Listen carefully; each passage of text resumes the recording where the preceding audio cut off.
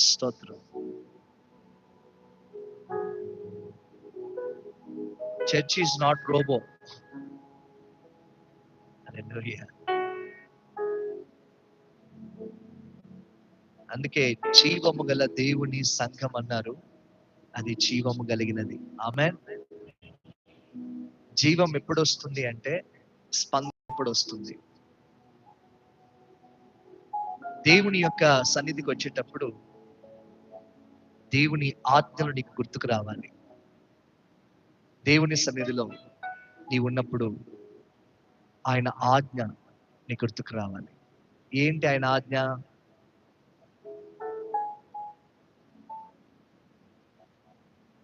Wonderful. కొంచెం చెప్పేదేదో మరి మీ చెవికే వినబడేటట్టు కాకుండా కొంచెం గట్టిగా చెప్తే అందరికీ ఉజ్జీవం ఉంటుంది. అంటే క్రమం ఉండాలి. మొదటిది గట్టిగా చెప్పండి.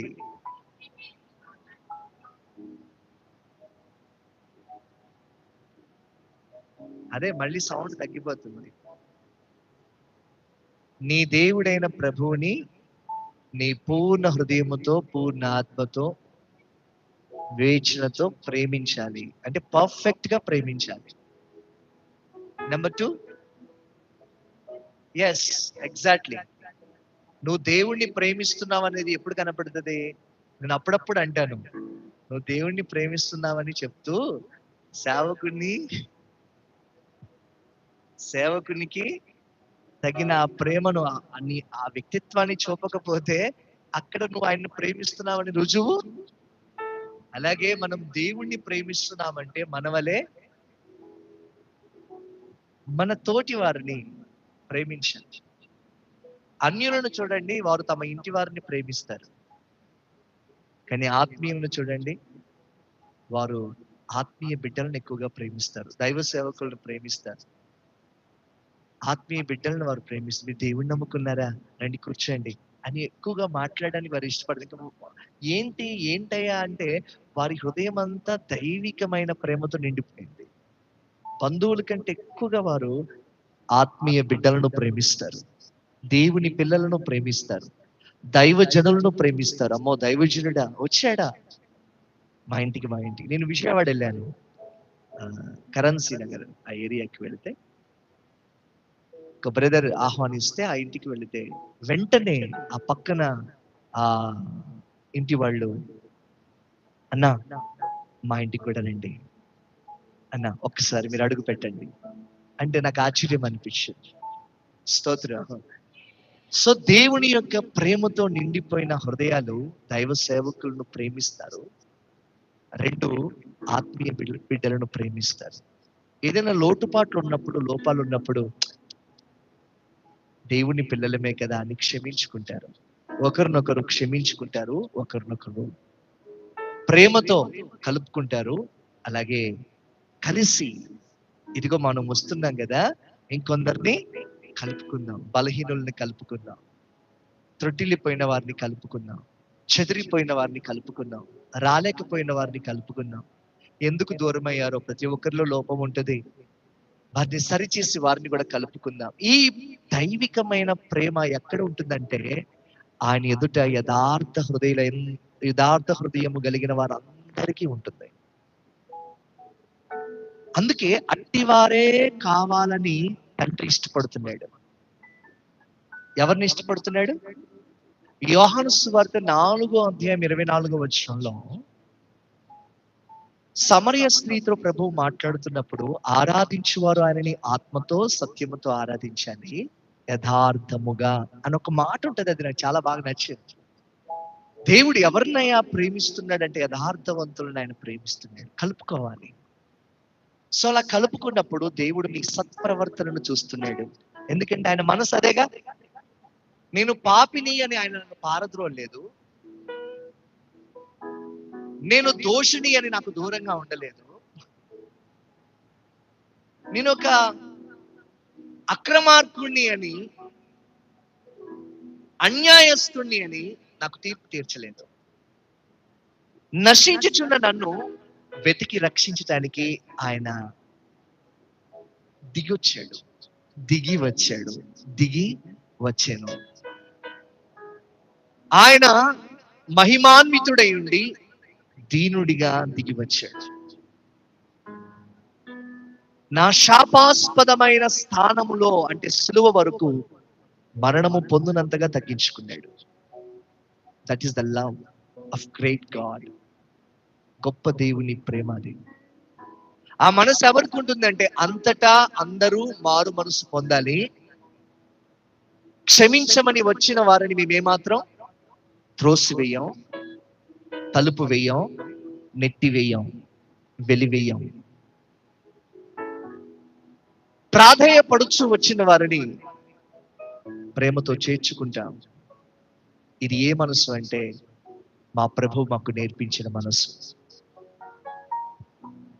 సో యథార్థ హృదయం దేవుడు ఏది ఇష్టపడతాడో దాన్ని ఇష్టపడుతుంది, దేవుడు ఏం చేయమన్నాడో అది చేస్తుంది, ఎందులో దేవుడు ఆనందిస్తాడో దానికి మొదట ప్రాముఖ్యతనిస్తుంది. సో మనమందరం కూడా దేవుని ఎదుట ఎలా మారాలి అంటే చెప్పండి, యథార్థవంతులుగా మారాలి.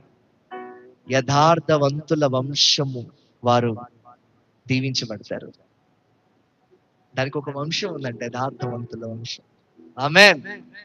సో మనమందరం కూడా అందుకనే సంఘంలోకి వచ్చేటప్పుడైనా కానీ, ఇంటర్ నుండి ఉన్నప్పుడైనా కానీ, బయట ఉన్నప్పుడైనా కానీ, ఎక్కడైనా కలిసినా కూడా హత్తుకొని ముద్దు పెట్టుకునే అంత పవిత్రమైన మనసును మనం సంపాదించుకోవాలి. అందుకే మీరు అప్పుడున్న సంఘంలో అప్పుడున్న వారు నాన్న జ్యోతి, అప్పుడున్న సంఘంలో వాళ్ళు కలిసినప్పుడు ఎలా ప్రైజ్ లార్డ్ అని మాత్రమే దూరం నుండి చెప్పలా, వాళ్ళు హత్తుకొని పవిత్రమైన ముద్దు పెట్టుకున్నారంట. బ్రదర్స్ బ్రదర్స్, సిస్టర్స్ సిస్టర్స్, హత్తుకొని పవిత్రమైన ముద్దు పెట్టుకొని తమలో ఉన్న ప్రభు ప్రేమతో ఒకరితో ఒకరు మనస్సు కలిసిన వారైన. That is the spirit of God. ఆ స్థాయికి మనం ఎదగాలి. ఆమేన్. హత్తుకునే వాళ్ళు ఏదైనా కానీ, హల్లెలూయా, స్తోత్రం. ఆ ప్రేమతో ఉన్న సంబంధం రావాలి. ఇప్పుడు చూడండి, కుమారుడు తప్పిపోయాడు కానీ వచ్చాడు. మురికి బట్టలు ఉన్నాయా, మంచి బట్టలు ఉన్నాయా? పందుల దగ్గర ఎటువంటి వాసన వస్తుంది? అసలు స్నానం లేకుండా మళ్ళీ అదే కంపుతో ప్రయాణం చేసి అలిసిపోయి చెమట పట్టిన వాడి దగ్గర ఎంత దుర్వాసన వస్తుంది, ఎంత దుస్థితి. తండ్రి ఎక్కడున్నాడు? ఇంట్లో ఉన్నాడు, నీట్గా ఉన్నాడు. కానీ కంపు కొడుతున్న కుమారుడి దగ్గరికి పరుగులు పెట్టుకుని వచ్చి మీద పడి హత్తుకొని మెడ మీద ముద్దు పెట్టుకున్నాడండి. That is the heart of Christ Jesus.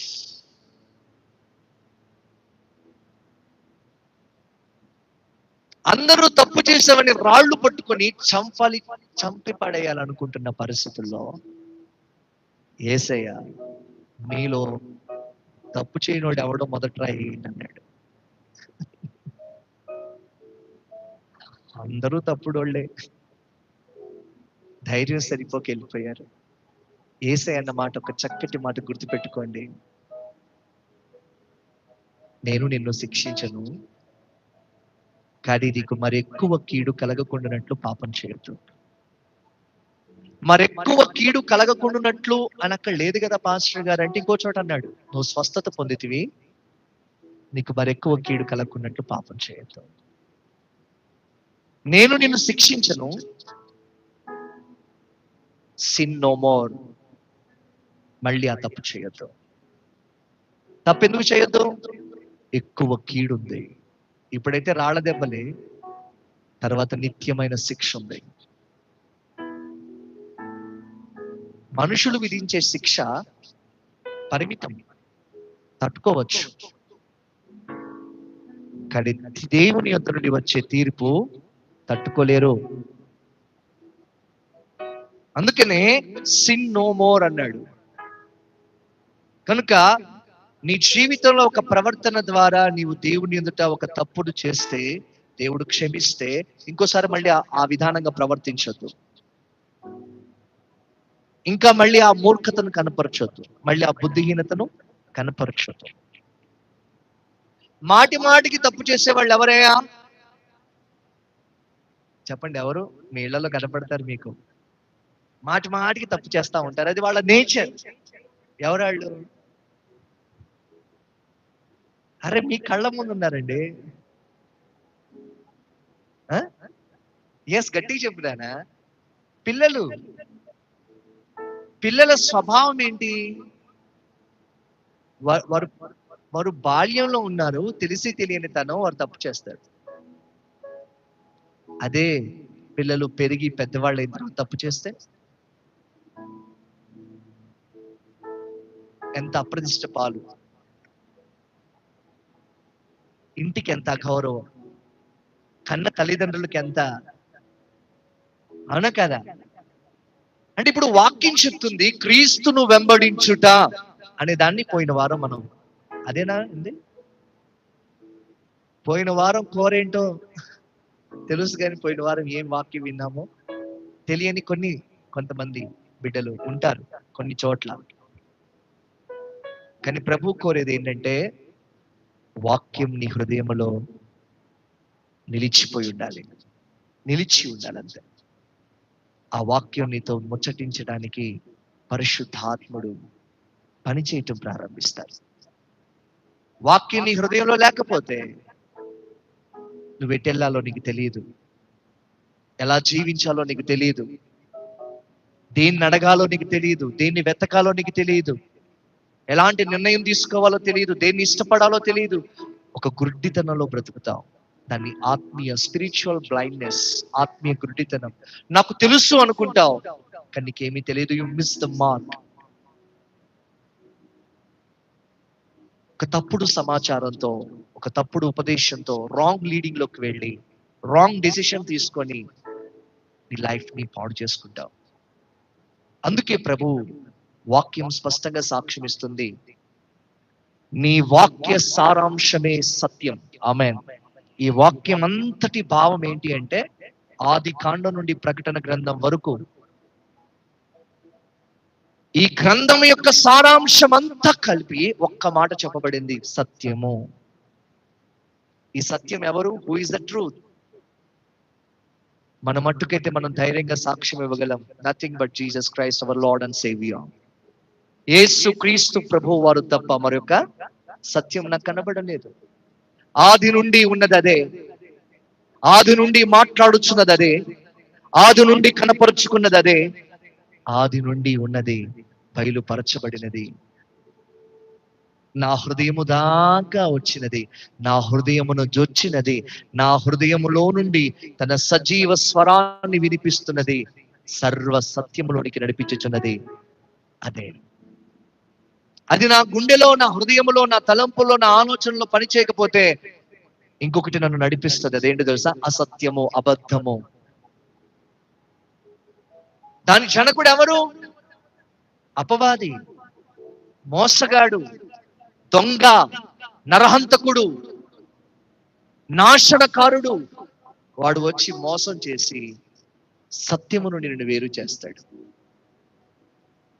అందుకే హృదయంలో దేవుని యొక్క వాక్యం, వింటున్న వాక్యాన్ని కోట్ల రూపాయల కంట శ్రేష్టమైన అపరంజి కంటే, వెండి బంగారముల కంటే చాలా ఇది విలువైంది నాకు అని నువ్వు వినాలి. ఇది నా ఆత్మకు చాలా ప్రయోజనం అని నీవు దాన్ని దాచుకోవాలి. దీనిని అనుసరించుట ద్వారా నాకు బహు ఆశీర్వాదకరం, బహు లాభం అని దాన్ని అనుసరించాలి. దాన్ని విశ్వాసం అన్నారు. Praise the Lord. ఒకవేళ ఇది గనక లేకపోతే you are religion, you are person who are in the religious criteria. ఆ మత సంబంధమైన స్థితిగతుల్లో ఉన్న వ్యక్తివే తప్ప నువ్వు సత్యమును నేర్చుకునే వ్యక్తివి కాదు. సత్య సంబంధమైన ప్రతివాడు నా యొద్దకు వస్తాడన్నాడు ప్రభు. సత్య సంబంధమైన ప్రతివాడు నా మాట వింటాడన్నాడు ప్రభు.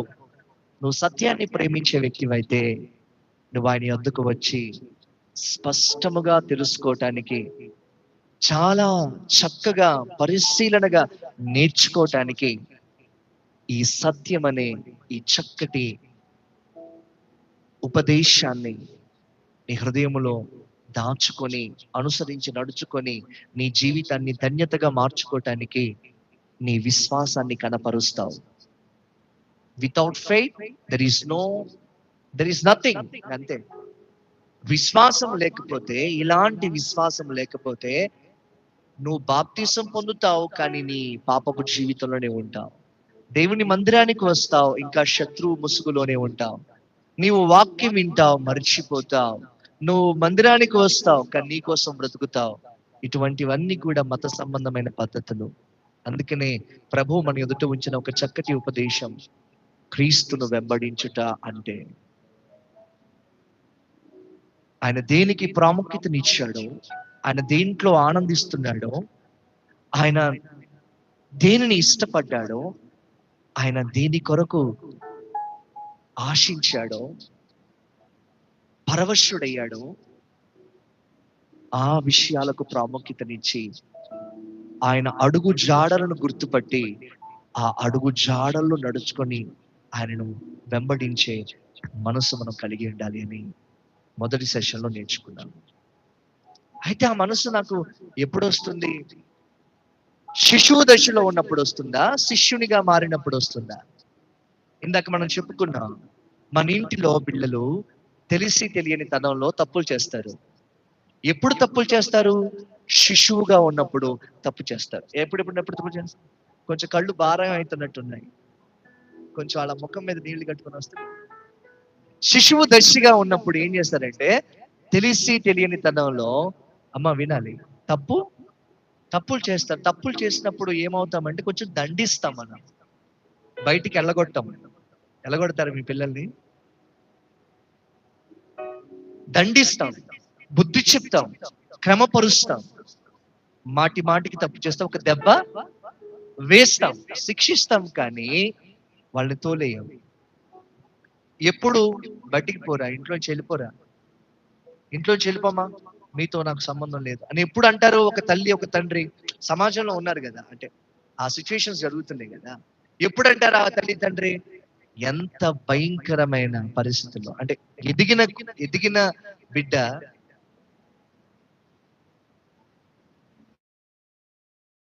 ఒక విలువలతో పెరిగిన బిడ్డ ఒక చేయరాని తప్పు చేస్తే, నేను అలా పెంచలేదు కదా అంటారు మొట్టమొదటి మాట. అవునా కదా? ఏమంటారు? నిన్ను అలా పెంచలేదు కదా, నువ్వు అలా పెరగలేదు కదా, ఎందుకు నేను అలా తప్పు చేసావని. ఆ తీవ్రత ఎలా ఉంటదంటే, నీకు నాకు సంబంధం లేదు, నువ్వు బయటికి వెళ్ళిపో అన్నంతగా ఉంటుంది. Praise Lord. ఇంకొంతమంది ఎలా అంటారంటే, నువ్వు పుట్టకున్నా ఉన్నా బాగుండేది కదా అంటారు. అంటే ఆ తీవ్రత, ఆ తప్పు తీవ్రత ఎప్పుడు?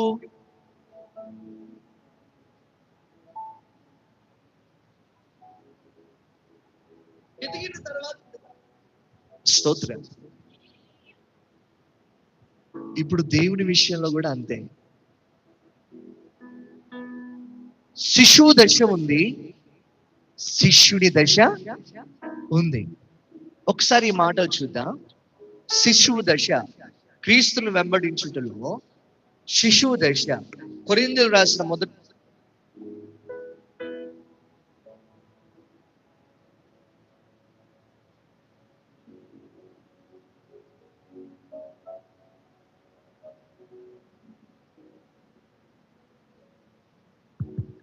కొరింథీయులకు రాసిన మొదటి పత్రిక 3వ అధ్యాయం 1-2 వచనాలు చదువుదా. సారీ, 12 అన్నట్టున్నాను, 1-2.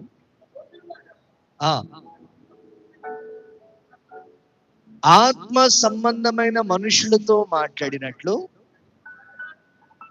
నేను మీతో మాట్లాడలేకపోతున్నాను. ఎందుకని అంటే, ఇక్కడ రెండు విధాలుగా మాట్లాడుతున్నాడు. ఒకటి, ఆత్మ సంబంధమైన సంగతులు అంటే అవి చాలా మహిమకరమైనవి, దేవుని సంబంధమైనవి, పైనున్నవి. ఈ లోక రాజ్యముల సంబంధమైనవి కావవి, దేవుని రాజ్య సంగతులు. వాటిని గురించి నేను మాట్లాడటానికి మీ హృదయాలు సిద్ధంగా లేవు. ఎందుకంటే మీ హృదయాలు ఎప్పుడు కూడా ఈ భూ సంబంధమైన వాటి మీదే మీ మనస్సు ఉంటుంది. పర సంబంధమైన వాటి మీద మీ మనసు లేని కారణంగా నేను వాటిని చెప్పటానికి వీలు పడట్లేదు. ఎందుకంటే అంత అవగాహనలో, అంత గ్రహింపులో మీరు లేరు. నేను భూ సంబంధమైన వాటిని గురించి మాట్లాడుతున్నప్పుడే మీకు అర్థం కాకపోతే నేను ఇక పర సంబంధమైన వాటిని గురించి ఇక మీకేం అర్థం అవుతుంది అన్నాడు ఒక సందర్భంలో ప్రభువారు. ఈ దశ ఏంటయ్యా అంటే కేవలం మాకేం కావాలి, మా ఇంటికి ఏం కావాలి, ఏం తినాలి, ఏం తాగాలి, ఏం ధరించుకోవాలి, ఒక మంచి ఉద్యోగం, అవునా, ఓ పెళ్ళి, పిల్లలు, ఆ కుటుంబంలో అవశ్యతలు, అప్పులు తీరాలి, కొంచెం శరీరం బలహీనతగా ఉంది, స్వస్థత కావాలి, ఆరోగ్యం కావాలి, ఈ పొలం కొనుక్కోవాలనుకుంటున్నాను, లేకపోతే ఒక ఇల్లు కొనుక్కోవాలనుకుంటున్నాను, దేవుడు ఒక మంచి ఇల్లు ఇవ్వాలి, ఇల్లు కట్టుకున్నాను, అప్పులైంది, అప్పులు తీరాలి. ఈ అవశ్యతల సంబంధమైన వాటి నుండి చూసారా, ఇవన్నీ ఎవరు అడుగుతారు?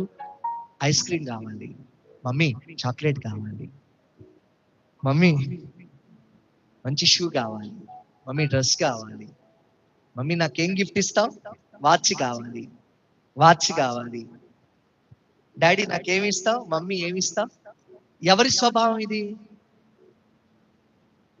ఇప్పుడు ఎదిగాడు తాడి చెట్లాగా, స్తోత్రం, తన కాళ్ళమే తను నిలబడ్డాడు. మమ్మీ చాక్లెట్ ఇప్పించవా, మమ్మీ ఇది ఇవ్వా, మమ్మీ అది కొను, డాడీ ఏంటి ఇది ఇప్పేయట్లేదు, వాడు చూడు వాడు సిగ్గుపడుతున్నాడు, అడుగుతాడేమో వాడు, అందుకే సిగ్గుపడుతున్నాడు. చూసా, హల్లెలూయా.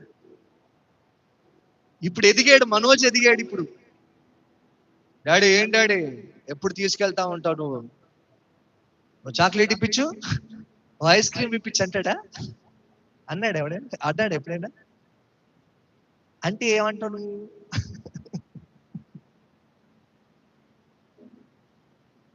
అరే నువ్వు నా అంత అయ్యావు, చాక్లెట్ ఏంట్రా ఊరుకా జోకులాడుతున్నావు అంట. అవునా కాదా? ఆలోచించండి. వాడు ఎదిగిన తర్వాత వాడి మనసు ఎలా ఉంటుందో తెలుసా?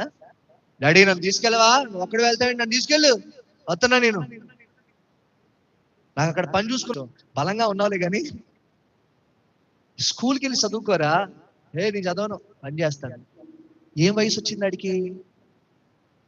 అడిగే వయసు నుండి నా ఇంటిలో అవసరం ఉంది, మా డాడీ అప్పుల దగ్గర సమాధానం చెప్తున్నాడు, నేను ఏదైనా ఇవ్వాలి. లోకేష్, రాకేష్ వీళ్ళు చాలా పుట్టోళ్ళు. వీళ్ళు ఒకప్పుడు వచ్చి చిన్నగా కూర్చొని అని చూసేవాడు స్టీఫెన్, రాకేష్. అంతే. ఒక వయసు వచ్చిన తర్వాత వాళ్ళు ఏం అవసరం ఉందో పని చేయటం ప్రారంభించారు. ఇప్పుడు ఎదిగిన తర్వాత వాళ్ళ ఇంట్లో బాధ్యతలు తీసుకుంటున్నారు. మీ బిడ్డలు కూడా అంతే కదా? అవును కదా?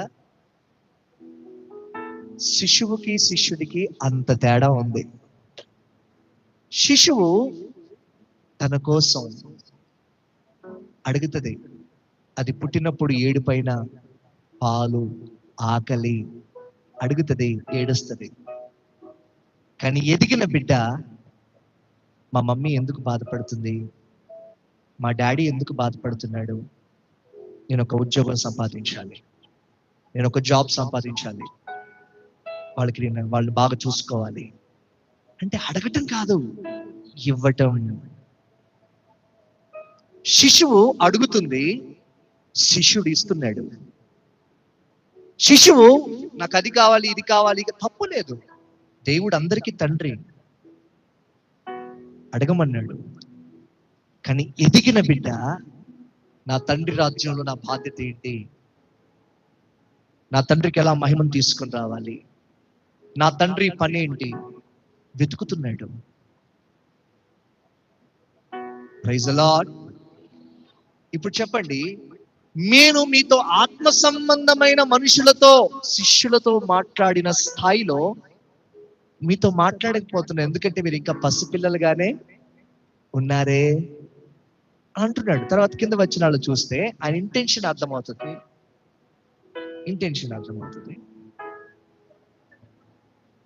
చెప్పండి, వాళ్ళకి ఇంకా ఏంటంటే శరీర సంబంధం. ఆ తర్వాత కింద వచ్చిన వాళ్ళు మనం చూస్తే మీరు ఎలా కనబడుతున్నారు?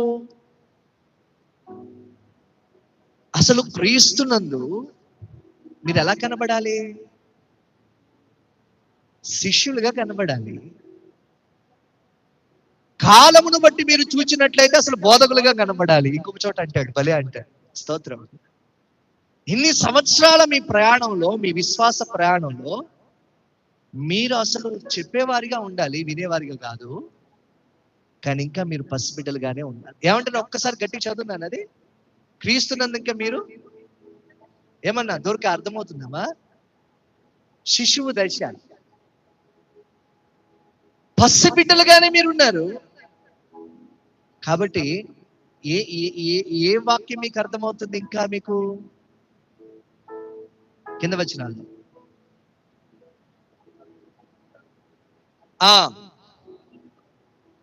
అప్పట్లో మీకు బలం సరిపోలేదు. ఎందుకని? పరసంబంధమైన వాటిని, ఆత్మ సంబంధమైన వాటిని, పైనున్న వాటిని మీరు అనుభవించినట్లు. నన్న మాధవి, స్పష్టంగా ఉందా? పైనున్న వాటిని మీరు స్పష్టంగా గ్రహించున్నట్లు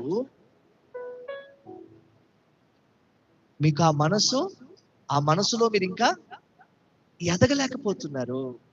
ఇంకా శరీర సంబంధమైన మనసుతోనే, ఈ భూ సంబంధమైన వాటి మీదే, ఈ లోకంలో ఉన్న ఈ ఆటుపోట్ల మధ్యలోనే పరిస్థితుల వైపు చూసి నడుచుకొని త్రొట్టిల్లుతూ, తడబడుతూ, తూలిపోతూ ఉన్న ఇంకా ఆ పసితనంలోనే ఉన్నారు. కానీ వెలుచూపును బట్టి కాక విశ్వాసముతో నడిచే ఎదుగుదలలోనికి మీరు రాలేదు.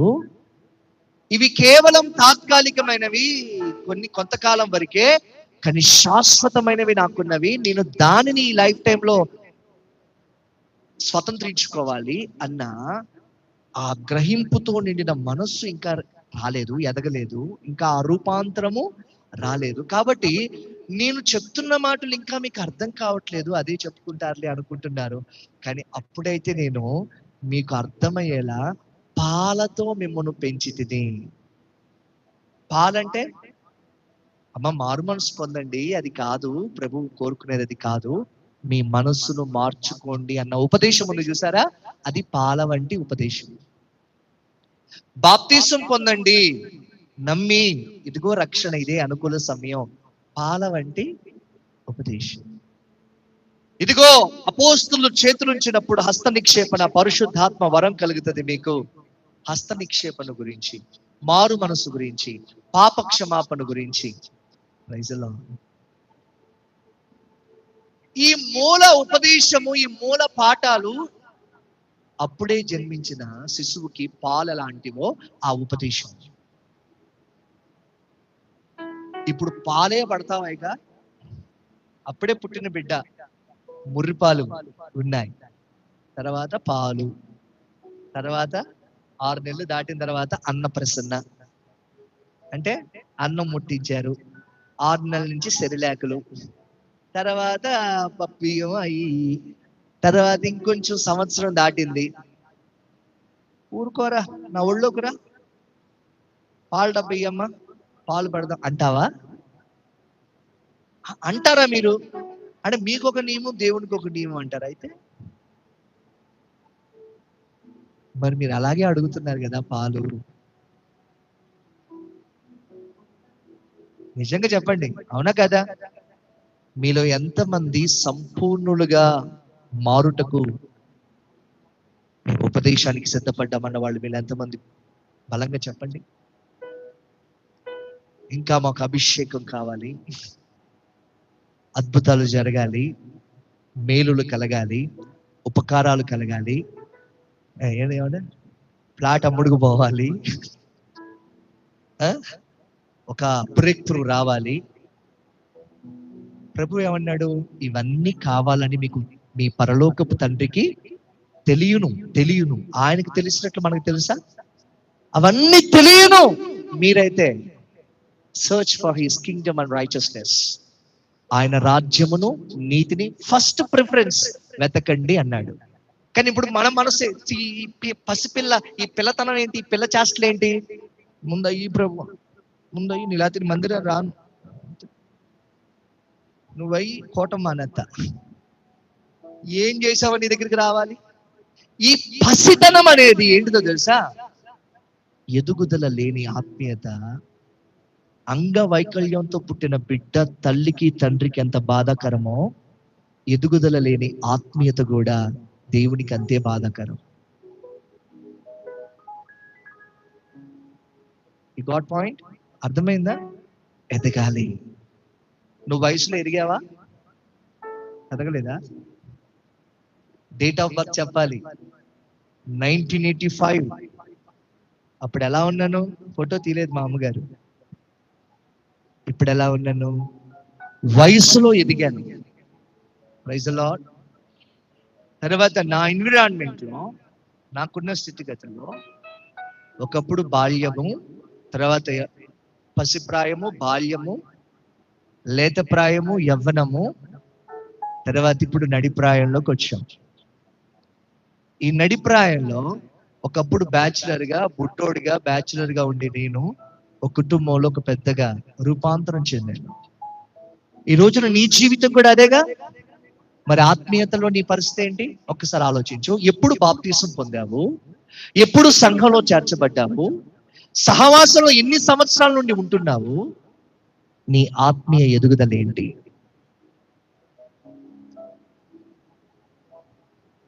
ఏం రిసీవ్ చేసుకున్నావు దేవుని యొద్ద? ఏం సంపాదించుకున్నావు దేవుని యొద్ద? ఎటువంటి సాక్ష్యం అనుభవంలో ఉన్నావు అనేది మనం ప్రతి ఒక్కరం కూడా ఆలోచించాలి. శిశువు దశ కోరుకుంటుంది. దేవుడు నాకేమి ఇవ్వాలా అని కోరుకుంటుంది. శిష్యుని దశ నేను దేవుని కొరకు ఏం చేయాలని కోరుకుంటుంది. బేసిక్ నేర్చుకుందాం, సమయం లేదు కాబట్టి. ఆమేన్. కాబట్టి ఒక సేవకుడు, ఒక దేవుని యొక్క ఉపదేశాన్ని అందించే ఉపదేశకుడు మీతో స్పష్టంగా దేవుని రాజ్యాన్ని గురించి మాట్లాడాలి అంటే మొట్టమొదట నేను అన్న దాన్ని మీరు ఉపేక్షించుకోవాలి. ఏం చేయాలి? ఉపేక్షించుకోవాలి. ఎదుగుదల కోరే ప్రతి వ్యక్తి, ఎదిగే ప్రతి వ్యక్తి నేను, నాకు అన్న విధానం ఉండదు. గుర్తుపెట్టుకోండి. Praise the Lord. నన్ను పిలిచిన ప్రభు కొరకు, తన రక్తం ఇచ్చి కొన్న ప్రభు కొరకు, నా కొరకు ప్రాణం అర్పించి, నా కొరకు మృతి పొంది సజీవుడై లేచి ఉన్న వాని కొరకు, నువ్వు ఏది చేసినా ప్రభు కొరకు, నీ ప్రవర్తన, నీ మాట, నీ క్రియ, నీ జీవితం ప్రభు కొరకు. It's belongs to God. That is the spirituality, ఆత్మీయత. నీ కొరకు కాక ప్రభువు కొరకు అనేది శిష్యత్వం. అందుకనే ప్రభు ఒక మాట అన్నాడు చూడండి, లూకా సువార్తలో 9:23లో. లూకా సువార్త 9:23లో కొందరితో శిష్యులతోనే అన్నాడా, జన సమూహం అంతటితో అన్నాడా? నాకు ఇక్కడ ఒక శిష్యుడు అన్నాను కదా. ఇక్కడ మనం చూడండి, మీరు లేఖనాల్లో చూస్తే, ఇంకో నా వైపు చూడాలి. జన సమూహములు, జన సమూహములు అని ఉంటది. ఇంకొక మాట తన శిష్యులు అని ఉంటది. చెప్పండి. ఆ జన సమూహం గురించి మాట్లాడితే ఆ జన సమూహములు అని మాట్లాడింది. శిష్యులు అని మాట్లాడాల్సి వస్తే తన శిష్యులు అని మాట్లాడింది. ఆ మాట నాకు బాగా నచ్చింది. ఆ మాట నాకు చాలా బాగా నచ్చింది. మత్తయి సువార్త 14వ అధ్యాయము 13వ వచనం కావచ్చు, చూడండి ఒకసారి. శిష్యు దశ ఏంటో, శిష్యుని దశ ఏంటో అర్థమవుతుంది ఇక్కడ మనకి. 14 మత్తయి 14:13లో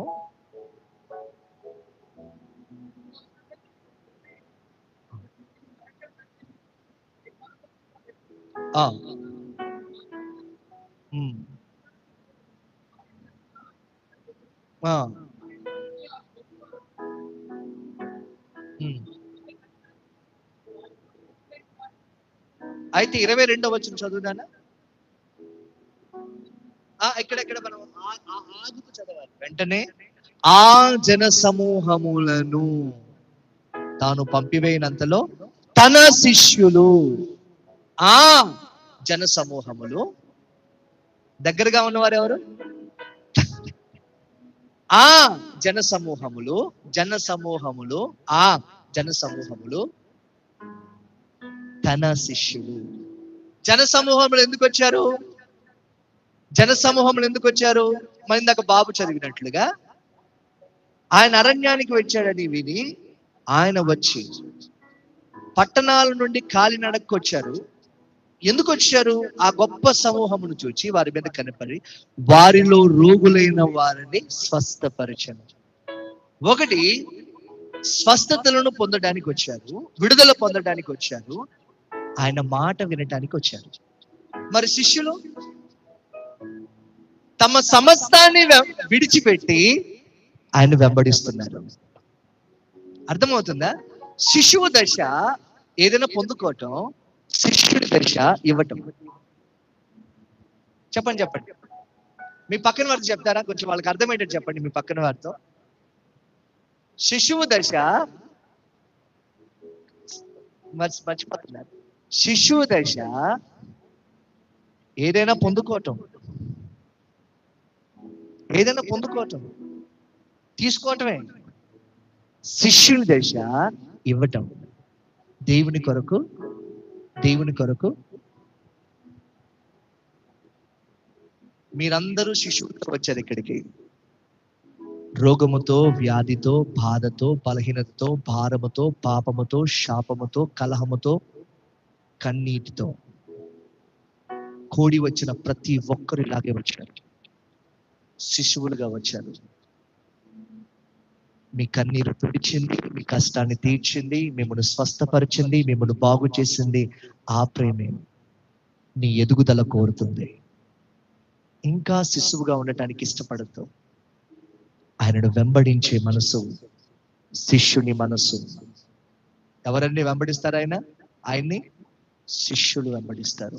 ఆయన పాదాల యొద్ద నేర్చుకుంటూ, ఆయన స్పష్టంగా తెలుసుకుంటూ, సత్యానికి హృదయంలో చోటించి ఈ సత్యమును ఆచరించి నడుచుకున్నటకు తమ మనసులో ఓ చక్కటి రూపాంతరాన్ని పొందుకుంటారు.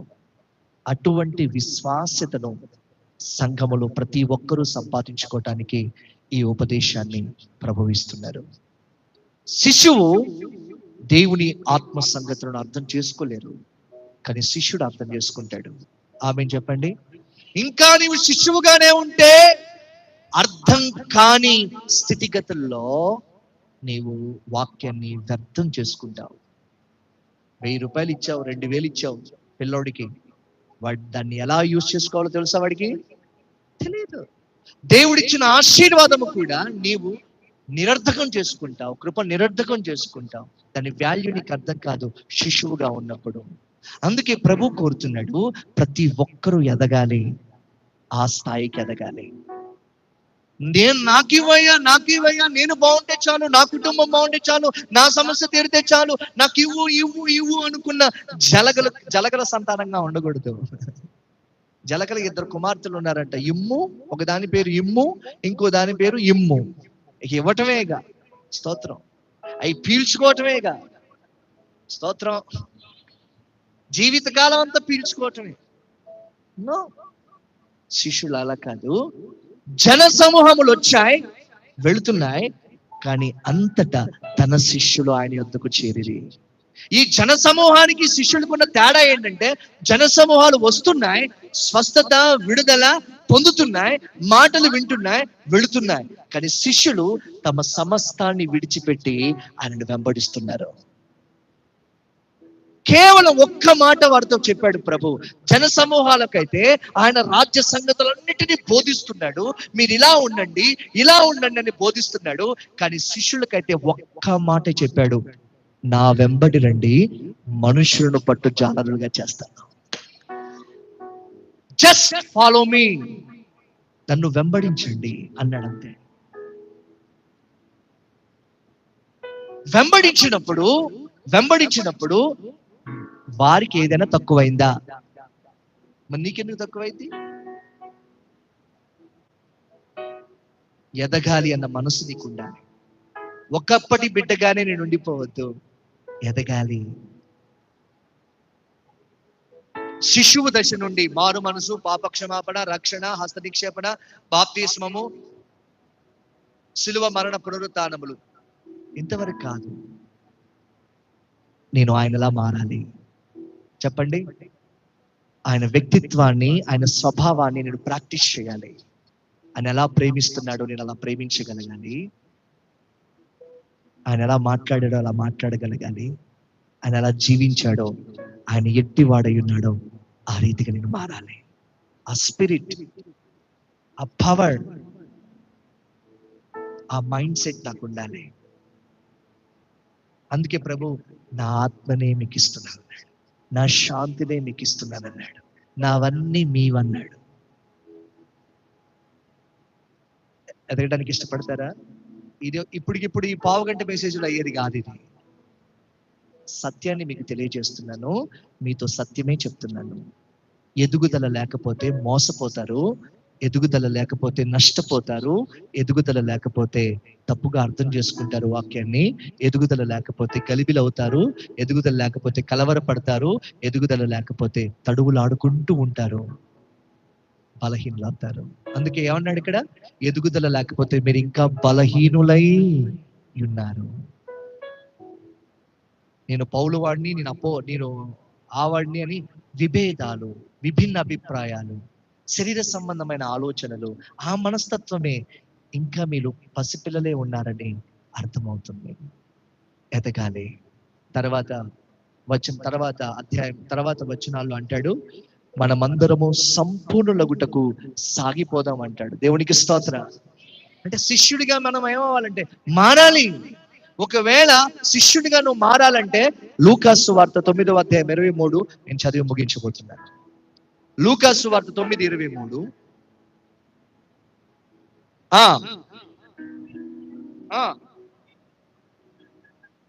ఎవరైనాను నన్ను వెంబడించగోరినడల, ఎంతమందికి ఇష్టం యేసయ్యని వెంబడించాలని? ఒకవేళ వెంబడించకపోతే ఏమైంది? నీ దారి నువ్వు పోతావు. అది ఎటు తీసుకెళ్తుందో. ఇప్పుడు నిత్యత్వానికి మనం ప్రయాణం చేస్తున్నాం కదా, రెండే గమ్యాలు కదా. ఒకటి తీర్పు, రెండు మహిమ, నిత్య జీవం, నిత్య శిక్ష, నిత్య రక్షణ, నిత్య జీవం, నిత్య మరణం, రెండవ మరణం, దేవుని మహిమ, హేయకరమైన స్థానం. ఈ రెండు గమ్యాలు ఖచ్చితంగా, ఈ రెండే ఉంటాయి ప్రజలో. కాకపోతే శిక్షకు కారణమైంది చాలా విశాలంగా ఉంటది, ఆహ్లాదకరంగా ఉంటది, నీకు ఇష్టమైనట్లుగా ఉంటది. నీ ఇష్టం, నీ ఆలోచన, నీ ప్రేరణతో ఉంటుంది. నీ ఇష్టం, నీ ఆలోచన, నీ ప్రేరణ, నీ ఆశ, నీ నీతి, నీ భక్తి. అర్థమవుతుందా మై డియర్ యంగ్స్టర్స్? నీ ఇష్టం, నీ ఆలోచన, నీ నీతి, నీ భక్తి. నువ్వు చేసిందే ప్రార్థన, నువ్వు చెప్పిందే మాట, నీ పాట, నీ బాట, అంత నీ విశాల మార్గం. కానీ శిష్యునిగా నువ్వు ఎదగాలి అనుకుంటే నీ అనేది చచ్చిపోవాలి.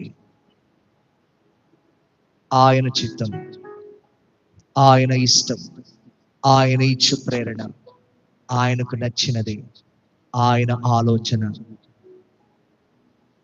ఆయన మాట. అర్థమవుతుందా? క్లియర్గా అర్థమవుతుందా? ఇది అర్థమైన తర్వాత మీరు వ్యర్థంగా నడుచుకుంటే తీర్పులోకి వస్తారు.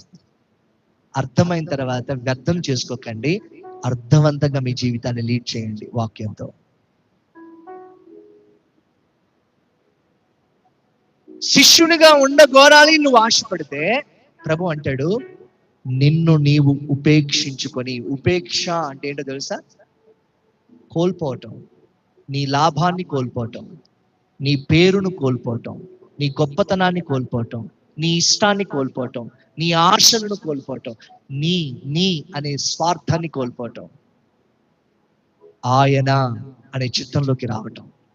కష్టాలు వచ్చినాయి, కన్నీరు వచ్చింది, భయంకరమైన శోధన వచ్చింది. ఏంటి ప్రభువా అని ప్రశ్నించొద్దు. నీ చిత్తమే సిద్ధించును గాక. తల వంచాలి ఆయన దగ్గర. నష్టం వచ్చింది, మేలుకు బదులు కీడొచ్చింది, బాధ వచ్చింది, కన్నీరు వచ్చింది, భయంకరమైన పరీక్ష వచ్చింది, పోరాటంతో యుద్ధమే రేగింది, తట్టుకోలేకపోతున్నావు. ఏంటి ప్రభువా అనొద్దు. సమస్తం నీవు ఎరిగి ఉన్నావయ్యా, నీ చిత్తమే సిద్ధించును గాక. కానీ నువ్వు నాతో ఉన్నావు కదా, నిన్ను స్తుతిస్తున్నాను. శిష్యుడు, ప్రైజ్ ది లార్డ్. ఇప్పుడు పసిదనంలో ఉన్నారు, ఇప్పుడు పసిపిట్టలుగా ఉన్నారు. లాభం వస్తే మా జెస్సీ గాడు, ఎదిద్య గాడు ఉన్నాడు. నేను వాళ్ళని ఏదో అలర్ట్ చేస్తున్నాను, గద్దించాను. ఏంటని అడిగాను. కోపం వచ్చింది. ఎవరికి? పిల్లలకి. నేను మాట్లాడిన డాడీతో, నేను మాట్లాడను. కటీఫ్ అనే వ్యక్తులకు వచ్చేసారు. కొంచెం సేపు అయిన తర్వాత వాళ్ళ తప్పు వాళ్ళు తెలుసుకొని ఒక పేపర్ చింపి, సారీ డాడీ, ఇంకెప్పుడు అలా చేయను, ఐ లవ్ యూ డాడీ అని ఒక పేపర్ చింపి రాసి నాకు సన్నిహితంగా ఉన్న వాళ్ళతో ఇచ్చి పంపిస్తారు. ఇచ్చి పంపించి తలుపు దగ్గర, అంటే వాళ్ళ మీదకి నేను నా మనసు వెళ్ళటానికి ఆ ఫీల్ అన్నమాట. అంటే త్వరగా సమాధాన పడాలి, త్వరగా నేను సమాధాన పడాలి అన్న మనస్సు, ఆ పసిప్రాయం. అయితే డాడీ చెప్పినప్పుడు ఎందుకు అలిగారు? ఎందుకు కోపగించుకున్నారు? ఎందుకు ముఖం మార్చుకున్నారు? ఎందుకు పక్కకు పోయారు? అని ఎందుకు అంత ధిక్కరణ? అంటే పసిప్రాయం. అదే ఇప్పుడు ఎదిగిన తర్వాత మా డాడీ మా మంచి కోసమే చెప్తారు. మా డాడీ ఫస్ట్ నుంచి మాకు తెలుసు. మా డాడీ ఫస్ట్ నుంచి అంతే. అర్థం చేసుకునే వయసు. దేవుని పిల్లలుగా మనం మారాలి. ఆమేన్. ఆ తండ్రిని అర్థం చేసుకుందా. చక్కగా బాబు పాడాడు పాట. ఏ పాటనన్నా? ప్రేమ కనురెప్ప పాటైన కను మూయలేదంటే. ఎందుకు కను మూయలేదు? నన్ను కాపాడుతున్న ఆ ప్రేమ కొనకదు. ఆరాశారు దైవజనులు ఎవరు, దేవునికి స్తోత్రం. మంచి పాడారు నన్ను, గాడ్ బ్లెస్ యూ. ఆ ప్రేమ నీకంత చులకనైపోయిందా? ఆ ప్రేమ ఏం కోరుతుంది నీ నుండి? హత్తుకోవటమే కదా కోరేది. ఎందుకు దూరం అవుతున్నావు? ఎందుకు కలుగుతున్నావు? ఎందుకు కలవరపడుతున్నావు? ఎందుకు దూరం అవుతున్నావు? ఎందుకు అర్థం చేసుకోలేకపోతున్నావు? ఇంకా పసిబిడ్డగానే ఉన్నావు బిడ్డ. ఎదగాలి. ఆ తండ్రి కౌగిల్లో ఉన్న ఆ ప్రసన్నత ఎంత గొప్పదో అర్థం చేసుకునే అంత వయసుకు నువ్వు ఎదగాలి.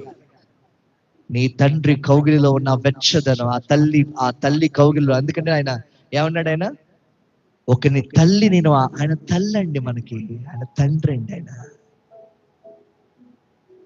ఆ కౌగిలిలో ఏమంటారు ఆ ఒడిలో, ఆ కౌగిటిలో ఉన్న ప్రేమలో ఉన్న శక్తి నువ్వు అర్థం చేసుకునే అంతగా ఎదగాలి. శిష్యుడిగా నన్ను నేను కోల్పోతేనే ఆయన నాలో కనబడతాడు అని చెప్తాం. చెప్పండి. నేను ఎప్పుడైతే ఆయన నాలోనికి ఆహ్వానించానో, నా ప్రభువుగా ఉండమని కోరానో, ఎప్పుడైతే ఆయన రాజ్యం నాకు అర్థమైందో, ఆయన నీతి నాకు అర్థమైందో, ఆయన కొరకు జీవించటానికి నన్ను ఆయన ప్రేమించిన ప్రకారం నేను ఆయనకు అంత కృతజ్ఞతగా జీవించాలి, ఆయన కోరిన ప్రకారం. 2, నేను ఎంత బాగుండాలని కోరుతున్నానో నా పక్కనోళ్ళు కూడా అంతే బాగుండాలని కోరాలి. ఆయన ప్రేమ ఎంత గొప్పదో నేను నలుగురికి పంచిపెట్టాలి, ఆ మాటలు అందించాలి, ఆ సత్ప్రవర్తన చూపించాలి, ఆ త్యాగం నా జీవితంలో నుండి వెళ్ళాలి అని కోరుకొని ఆయన ఎదుట పెట్టుకుని జీవించే జీవితాన్ని కోరుతుంది తప్ప ఇంకొకటి కోరట్లేదు ఈ బైబిల్. ఇంకొకటి కోరట్లేదు. మనం దేవుణ్ణి ఎంటర్టైన్ చేయలేము, దేవుణ్ణి మహిమపరచగలం. ఆయన్ని ఎంటర్టైన్ చేయడానికి ఆయన మనిషి కాదు, సర్వము ఎరిగిన వాడు. గట్టిగా చప్పట్లు కొట్టి ప్రభువును స్తుతిద్దామా? సర్వాంతర్యామి. నువ్వు కూర్చోవటానికి తెలుసు, నిలబడ్డవానికి తెలుసు, నువ్వు పడ్డి ఏం ఆలోచిస్తున్నావో తెలుసు, నీ హృదయ ఆలోచన తెలుసు, ఆ ఆలోచన పుట్టక మునిపే తెలుసు. కనుక మనం దేవుని ఎదుట ఏది దాయలేం, ఆ దేవుని కన్నులు దాచలేం. కనుక మనం ఎదుగుదల కోసం ఆయన ప్రేమ మనల్ని అరులు చాపి పిలుస్తూ ఉండగా, కరములు చాపి పిలుస్తూ ఉండగా మనము అయ్యా నీకంటే నాకు ప్రాముఖ్యమైనది ఏదీ లేదు, నా ఇష్టము కోరి నేను రావట్లేదు, నీ చిత్తాన్ని చేయటానికి వస్తున్నానని చెప్పాలి. ఒకటి, నిన్ను నీవు ఉపేక్షించుకొని అనుదినం ప్రతిదినం సిలువెత్తుకొని ఆయన వెంబడి. సిలువ అంటే ఏంటి? ఒక సమర్పణే కదా. లోకం నిన్ను నిందించిన, దూషించిన, హింసించిన, తృణీకరించిన నువ్వు బాధపడొద్దు, సంతోషించు, గెంతులు వేయి. నేను ఆయన వ్యక్తిని అని ఆయన నిందను భరించుచు సంతోషంగా ముందుకు సాగిపోవాలి. లాభం చూసుకోవద్దు, మేలు ఆశించొద్దు, స్వార్థం ఉండొద్దు, స్వలాభాపేక్ష ఉండొద్దు, నేను ఎదిగితే చాలన్న దృక్పథం ఉండొద్దు. కానీ నేను ఎంతమందికి రొట్టిగా విరవబడి పంచిపెట్టబడ్డాను, నేను ఎంతగా ఆశీర్వాదకరమైన పాత్రగా అందించబడ్డాను, నేనెంతగా వెలుగుగా మారగలిగాను, నేనెంతగా ఉప్పుగా మారగలిగానో తూకం వేయండి తప్ప నాకెంత వచ్చింది, నేను ఎంత పొందుకున్నాను చూడదు. అది శిశువు దశ. కానీ శిష్యుని దశ తన్ను తాను ఒక సజీవ యాగముగా సమర్పించుకోవటమే. ఇప్పుడు చెప్పండి, శిష్యులుగా మారుతారా, శిష్యులుగా ఉంటారా? ఇంకా చాలా విషయాలు ఉన్నాయి, కానీ సమయం లేదు. నెక్స్ట్ వర్షిప్ లో వస్తారు కాబట్టి ఈ పావు గంట, ఈ 20 నిమిషాల్లో మీకు వచ్చేది ఏమీ ఉండదు. కానీ ఈ మాటలు గుర్తు పెట్టుకోండి. లైవ్ వెళుతుంది కదా, మళ్ళీ మళ్ళీ ఈ మాటలు వినండి, మీ హృదయాన్ని ప్రశ్నించుకోండి. ఏదైనా లోటుపాట్లు ఉంటే క్షమించమని ప్రభువుని వేడుకోండి. త్వరగా దేవునితో సమాధాన పడండి. ఆయన త్వరగా వచ్చుచున్నాడు, సమస్తాన్ని నూతనముగా చేయబోతున్నాడు. ఆయన తన శిష్యులను అంతము వరకు ప్రేమించినట్లే ఆయన తన శిష్యునిగా మారటానికి ఇష్టపడుతున్న మిమ్మును కూడా అంతము వరకు ప్రేమిస్తాడు. ఆయన మాట మీ హృదయంలో ఉండాలి, మీ జీవితం ఆయన మాట చొప్పున సాగాలి. ఈ మాటలు మీ హృదయాలలో స్థిరపరచబడును గాక. ఎగ్జామిన్ చేసుకోండి. ఇంకొక విషయం, మనం ఆదివారం ఒక్కరోజు మాత్రమే, ఒక్క పూట మాత్రమే, రోజు కూడా కాదు, ఒక పూటలో ఒక 3 గంటలు, 2 గంటలు, ఒక అరగంట ఉపదేశానికి మాత్రమే సిద్ధపడుతున్నా. ఇది మీ ఆత్మకు బలమైనదిగా ఉండదు. ఎందుకంటే రోజుకి మీరు 2 పూటలు తింటారు. చెప్పండి, పర్వాలేదు, సిగ్గుపడకుండా చెప్పండి, అందరు నోరు తెరిచి చెప్పండి. 3 పూటలు తినేవాళ్ళు ఎంతమంది? చేతులు ఎత్తండి, మీ కుడి చేయి చూపించండి. సిగ్గుపడకుండా దేవుని ఎదుట అబద్ధం ఆడకుండా ఎత్తాలి. 3 పూటలు తినరా మీరు? తినరా? Okay, praise. 2 పూటలు తినేవాళ్ళు ఎంతమంది? మీరేం స్పందించట్లేదు, తినరా మీరు? లోకేష్, రాకేష్, తినరా మీరు? 4 పూటలు తింటారు, ఎత్తారా? అందరం తింటాం కదా, నాతో సహా అందరం తింటాం. అయితే 2 పూటలు తింటాం, లేకపోతే 3 పూటలు తింటాం, అవునా కదా? టిఫిన్ మాత్రమే చేయాలి ఈ రోజు నుంచి మీరు, అది కూడా ఒక్కటే, ఒక ఇడ్లీయే. ఈ రోజు నుంచి మళ్ళీ వారం రోజుల వరకు వచ్చి ఎలా ఉందో చెప్పండి. అసలు మేము ఉంటేనే కదా చెప్పడానికి, అంటారే ఏంది? అవునా కదమ్మా? నేను అడిగి మంచిది, నేను చెప్పింది మంచిదనే కాదా? ఒక్క ఇడ్లీ తినండి, ఒక్క అట్టే తినండి, మాకు ఇడ్లీలు అట్లు ఉండవండి, ఏకంగా మేము భోజనం చేసి పనులకు వెళ్తామంటే ఇంతే పెట్టుకోండి, ఒక్క ముద్ద పిండితే ఎంత వస్తుంది? ఇంతే. పెద్ద ముద్దలు పెట్టకండి, ఇంతే ముద్ద. ఇంత ముద్ద తిని మళ్ళీ వారం రోజులకి రండి, ఎలా ఉందో చెప్పండి. అబ్బా, అర్రే ఒక్క ముద్దకే నీవు ఆగమాగమైపోయి ఇంట్లో బొచ్చులన్నీ గిన్నెలన్నీ ఈసిరేస్తా ఉంటే, అవునా కాదా? స్తోత్రం. ఈ రోజు ఏం కోరలేదు, కొంచెం పచ్చడి వేసుకొని తినంటేనే ఆగమాగమై అడివేడి. మొన్నే చికెన్ తిన్నావు, పచ్చడి ఆగమాగం అడివేడిపోయి ఇంట్లో అంత అరణ్య కల్లోలమే కదా. మరి ఈ 10 నిమిషాల వాక్యం నువ్వు సరిపెట్టుకుంటున్నావు అంటే నువ్వు శరీర సంబంధమా ఆత్మ సంబంధమా? నోరు తెరిచి గట్టి చెప్పాలి అందరూ, యవనస్తులు కూడా. ఒక్క పూట ఒక గంట అబ్బా అయిపోయిందిలే, ఈ రోజు అన్నయ్య సీరియస్ అవ్వలేదులే, స్తోత్రం, వెళ్ళిపోతే నువ్వు శరీర సంబంధివా ఆత్మ సంబంధివా? శిశువా శిష్యుడా? శిశువులా శిష్యులా? ఆలోచించండి బిడ్డలారా, న్యాయంగా ఆలోచించండి. ఇది ఆత్మకు జీవాహారం అని నువ్వు నమ్మితే, దీని వలనే నీ విశ్వాసాన్ని పెంపొందించుకోవచ్చని నమ్మితే, నిజంగా నువ్వు నిత్య జీవానికి చేరాలి, ఇది నా గమ్యము అని నువ్వు కోరితే, నువ్వు ఇలా ఉండవు, ప్రతిరోజు సహవాసంలో ఉంటావు. నేను పనులకి వెళ్ళి వస్తున్నాను, లైవ్ పెట్టండి, మాటలు అందించండి. మాకు సోషల్ మీడియా ఉంది కదా, జూమ్ యాప్ ని డౌన్లోడ్ చేసుకుంటాం, కాన్ఫరెన్స్ కలపండి, మేము కలుస్తాం. మాకు ఇన్ని డౌట్స్ ఉన్నాయి, రోజు వాక్యం చదివిన వాళ్ళకు ఉంటాయి. ఇప్పుడు వెళ్ళి తర్వాత ఇది ఎక్కడుందో మళ్ళీ ఎప్పుడు ఎత్తుక్కుంటావు? ఆదివారం ఎత్తుకొని వచ్చి, ఎంత భక్తులు అంటే మామూలు భక్తులు కాదు. అక్కడి సాక్షాత్ అక్కడి నుంచి దిగొచ్చారా, లేకపోతే ఇక్కడ ఏమన్నా జిలుక్ కనుకొని దేవుని మహిమలోంచి వచ్చారో అర్థం కానంత. చెప్పండి. ఆదివారంతోనే పని కాదు, ప్రతి అడుగులో వాక్యం కావాలి, ప్రతి రుచిలో వాక్యం కావాలి, ప్రతి చూపులో వాక్యం కావాలి, ప్రతి తలంపులో వాక్యం కావాలి. జీవితంలో అడుగడుగున అణువణువున అనుక్షణమున వాక్యంతో ముడిపడి ఉంటేనే పరలోకం, లేకపోతే స్తోత్రం అదో లోకమే, యేసు రక్తమే చెయ్యి. నిజంగా మీరు ఆత్మ సంబంధులైతే ప్రతి దినం వాక్యాన్ని ఆపేక్షిస్తారు.